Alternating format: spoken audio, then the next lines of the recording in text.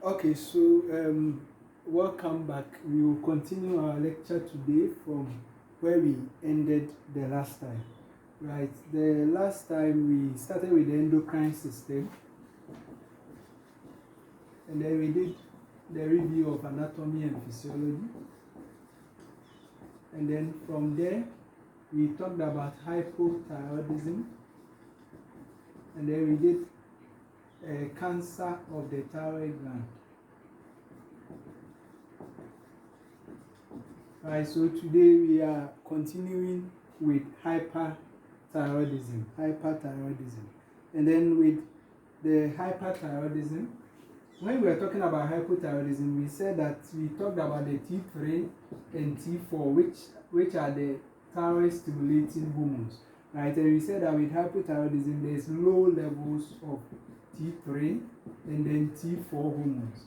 Right, so hypothyroidism is the opposite of hypothyroidism, right? So it's just high levels of T3 and then T4 hormones, right? So high thyroidism is the thyroid, right?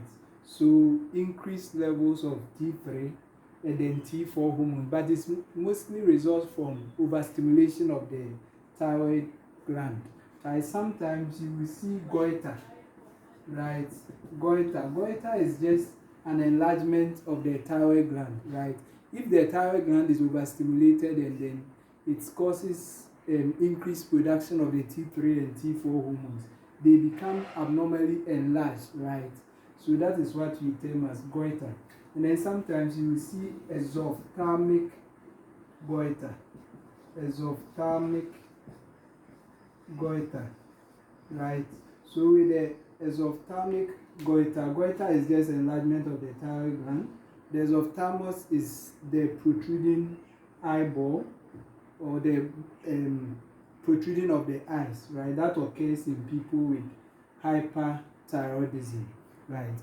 Okay, so hyperthyroidism is defined as thyroid disorder characterized by an abnormally increased levels of thyroid stimulating hormones, which are the T3, the tyrosine, and then triiodothyronine, right?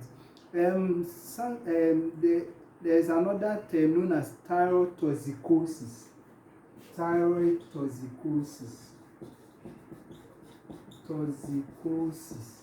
Right? Okay.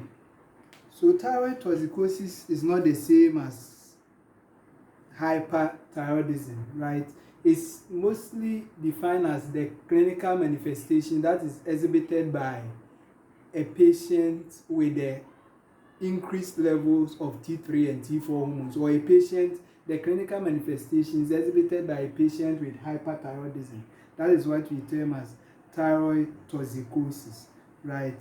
Let's look at causes of hyperthyroidism. What are the things or the conditions that will lead to increased T3 and then T4 hormones, or conditions that can lead to hyperthyroidism?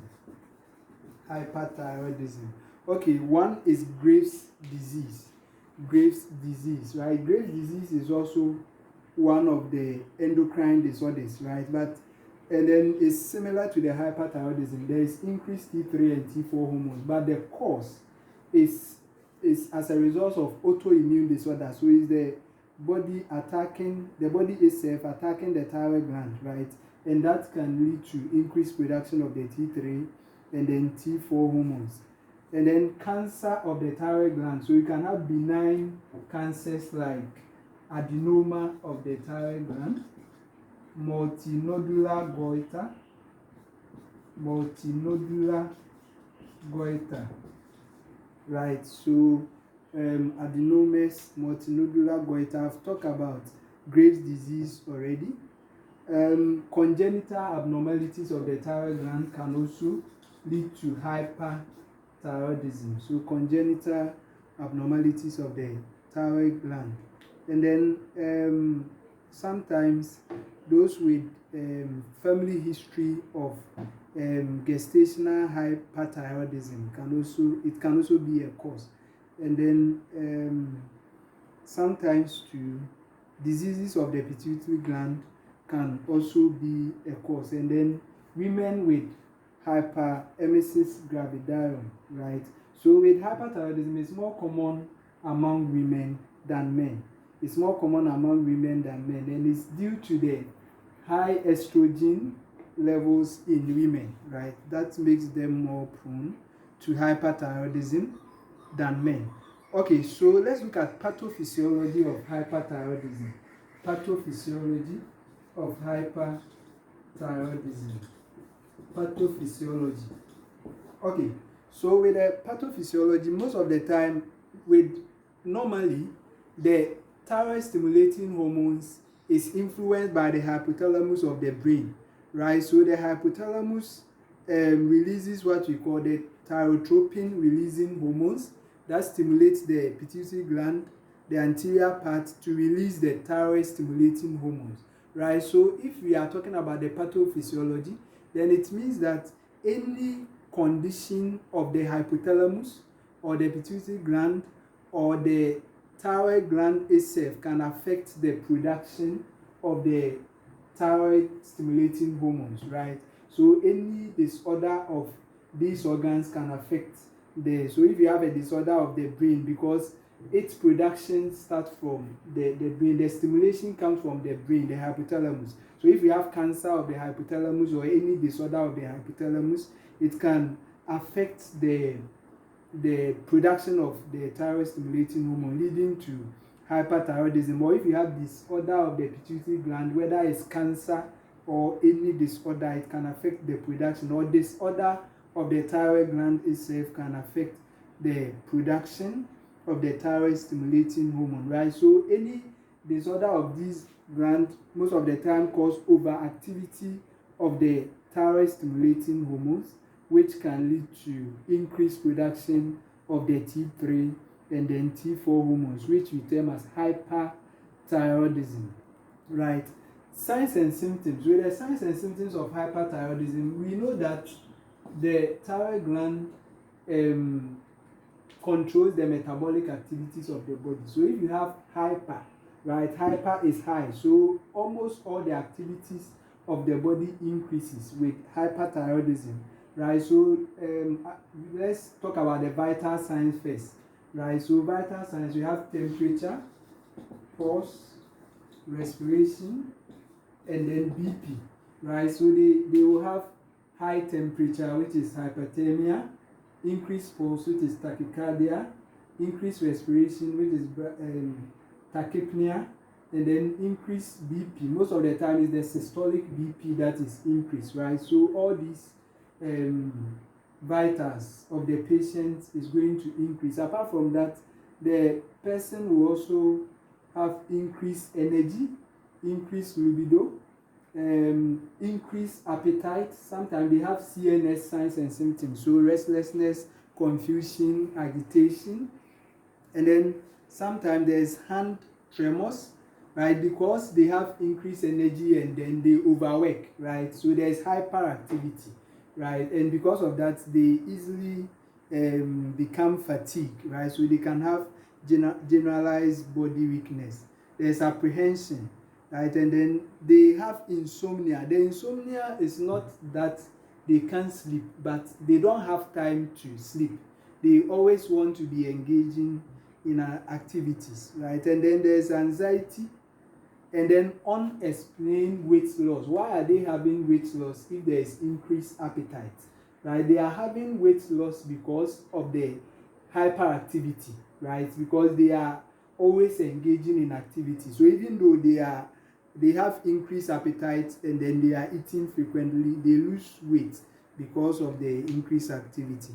Causes of hyperthyroidism, we've mentioned the causes, right? So condition of the hypothalamus, the pituitary gland, the thyroid gland itself can cause increased production of T3 and T4 hormones. Risk factors include family history, being a female, exposure to excessive stress, aging, 50 years and above, then pregnancy, right?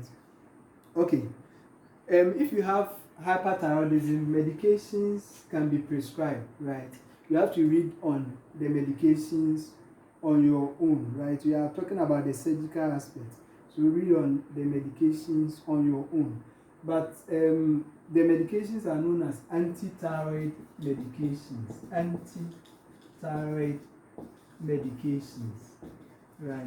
And then most of the time, even before surgery, sometimes these medications are given to maintain what we call the euthyroid state, right? That is the normal T3 and T4 levels, right? So medications are given to bring the levels of the T3 and T4 to normal before the patient goes for the surgery. And sometimes the medication is continuing even after the surgery, right?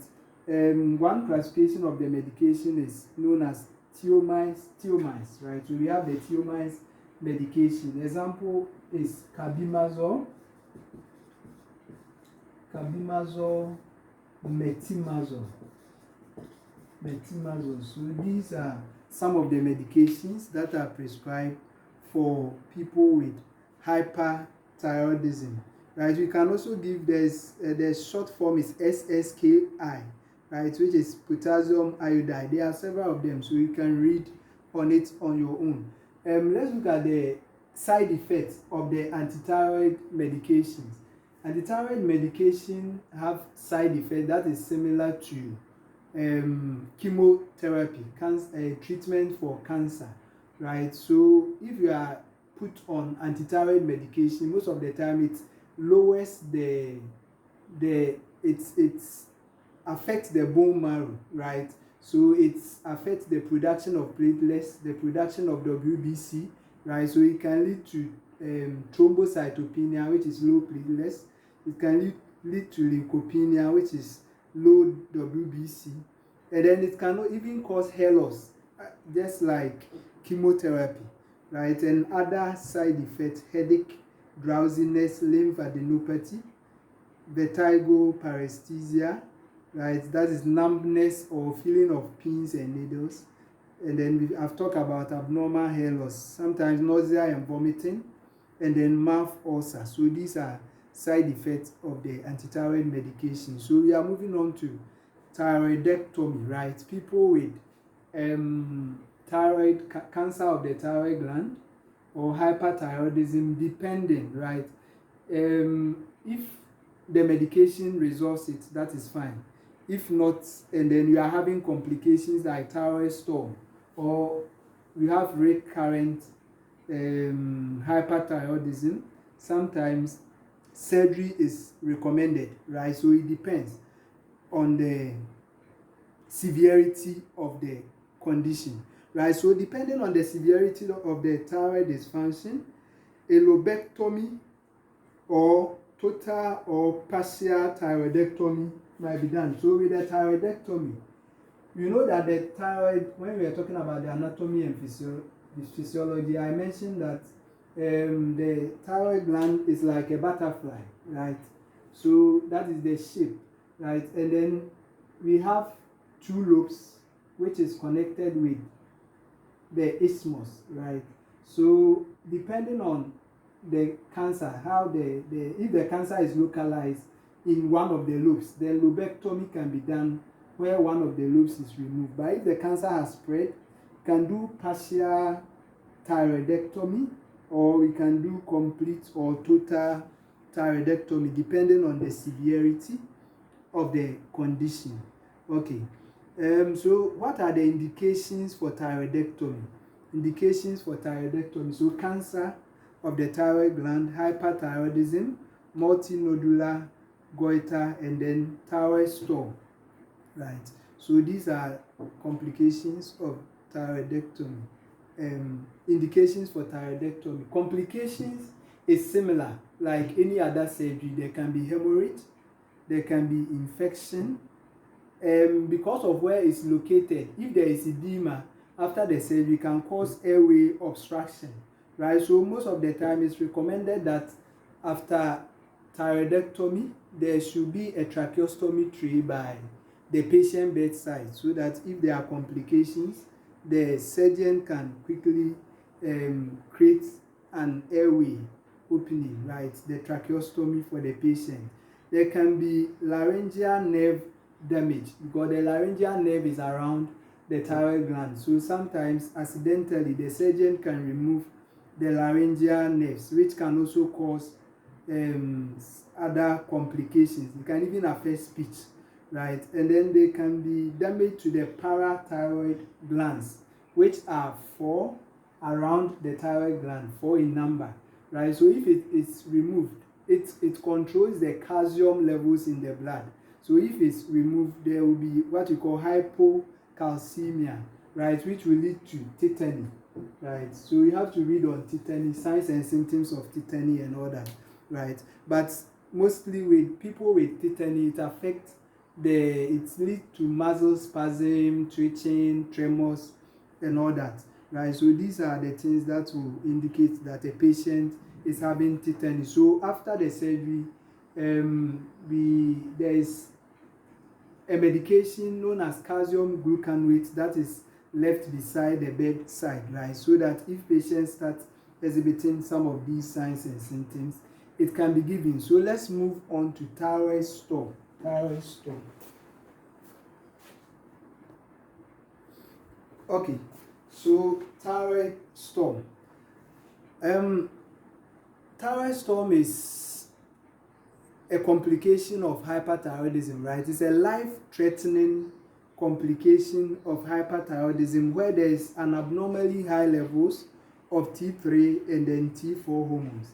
A life-threatening complication of hyperthyroidism where there is an abnormally high levels of T3 and then T4 hormones. So it's with people with thyroid storm, it's an emergency case. It's not like somebody with hyperthyroidism. So the person can even be rushed into the hospital in coma, or sometimes they will rush them in whilst they are having seizure, right? So it's an emergency case. So just like you manage any emergency condition, right, being a status asthmaticus, status epilepticus, or